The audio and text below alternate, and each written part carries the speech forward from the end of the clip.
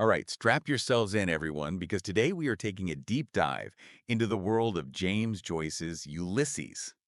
Oh boy. I know you've got some excerpts ready to go, and I'll just say up front, this is not your average book club pick. You can say that again. Ulysses is in a league of its own, completely overturned how we think about language, structure, basically what a novel can even be. No kidding. So let's start with the basics for our listeners. We're talking One Day in Dublin, June 16th, 1904. But it sounds like it goes so far beyond that, right? You hit the nail on the head. It's really incredible how Joyce takes an ordinary day and turns it into this whole universe of history, mythology, these incredibly personal journeys. Okay, I'm getting some serious epic vibes already. You should, yeah. But before we get totally lost in the weeds, let's meet our main characters. We have Stephen Dedalus, Yes, Steve. young, ambitious guy.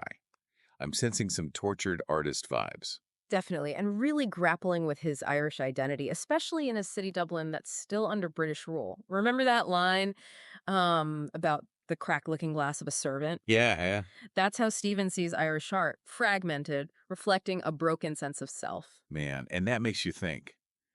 If your whole world feels fractured, how do you even begin to create art?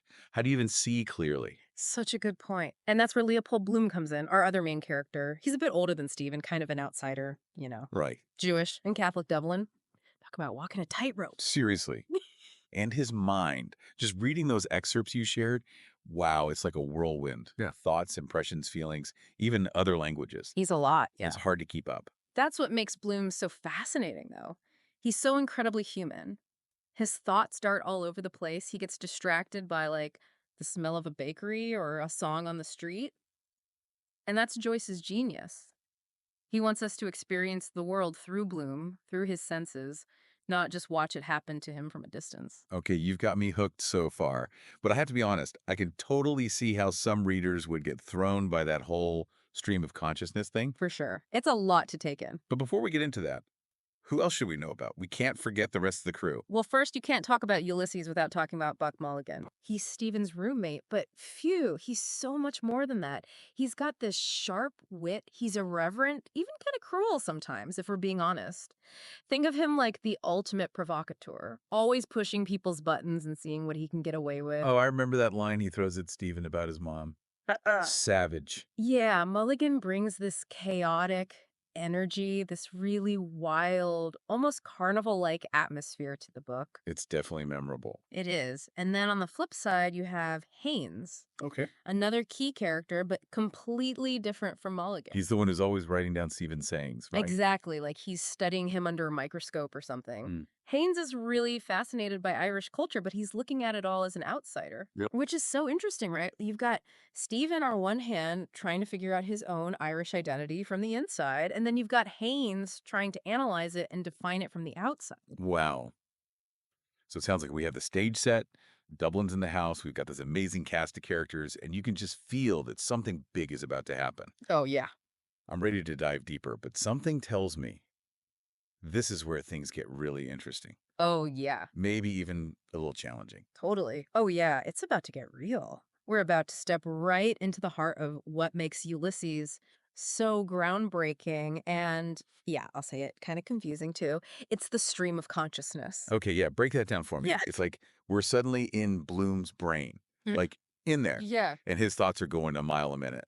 One minute he's thinking about his wife Molly, the next it's like a coupon for soap. Then he's thinking about a dog on the street. You got it. Yeah. Joyce wanted to like capture how our minds actually work, Yeah. how we don't just think in these perfect straight lines. Our thoughts are constantly being interrupted, sights, sounds, memories. And Joyce actually breaks the rules of grammar, even punctuation, to show that on the page. Right. Like some of those excerpts you shared, the sentences just kind of stop.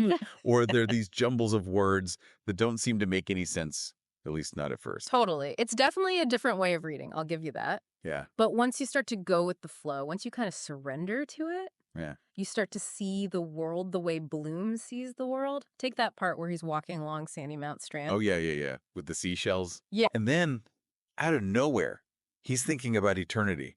Mhm. Am I walking into eternity along Sandy Mount Strand? And he throws in some random French It was wild. Exactly, and that's the point. It's like our brains, Right. right? We get triggered by what we see, what we hear, even what we smell, and suddenly, boom, new thought. And that's what's so cool here. We're not just reading about Bloom anymore. We're becoming him, at least for a little while, experiencing those thoughts as they happen. Oh, yeah, you're right. It is cool.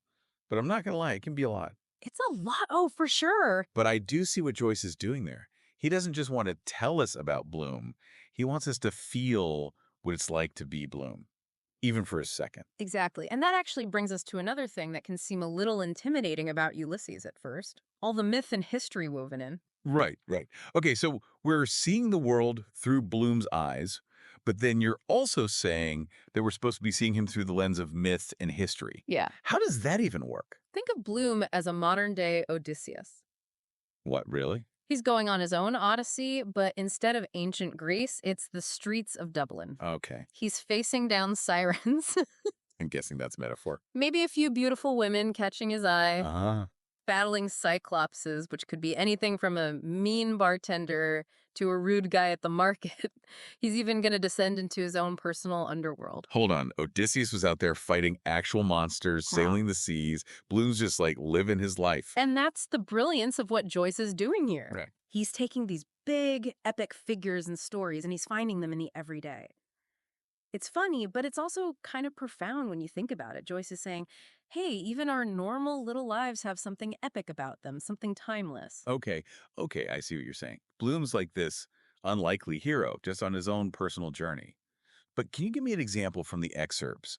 Where do we really see that connection to mythology? That part at Paddy Dignam's funeral is a great example. Remember, Bloom pictures the dead man on this barge just floating down the river. He even calls the barge the Bugaboo. Right, right. Yeah. That part did kind of stick out to me. It was a little weird. It was. But think about it.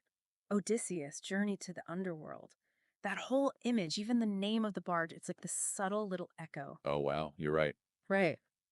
Joyce takes this sad, somber event, a funeral, and he layers in all this mythical resonance, and he does it throughout the book, blending the ancient and the modern, the epic with the totally mundane. It's really incredible.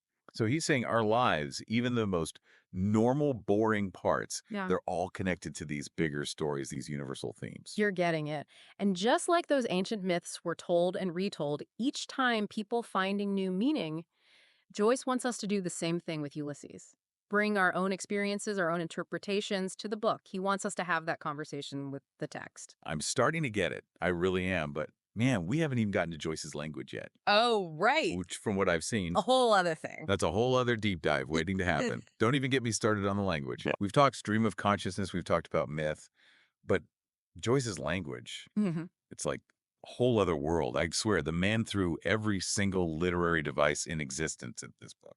And that's what makes Ulysses so special, I think. It's more than just a story, you know? He's playing with language, like pushing it to its absolute limit. Yeah.